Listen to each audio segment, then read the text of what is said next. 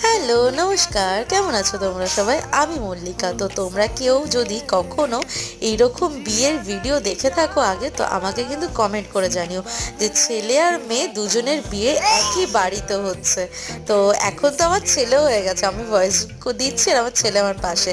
যাই হোক, আমাদের বিয়ের কথা ছিল মন্দিরে গিয়ে করা, কারণ পালিয়ে গিয়ে বিয়ে তো ওইভাবেই হয়, কিন্তু আমাদের বিয়েটা কিন্তু মন্দিরে গিয়ে হয়নি।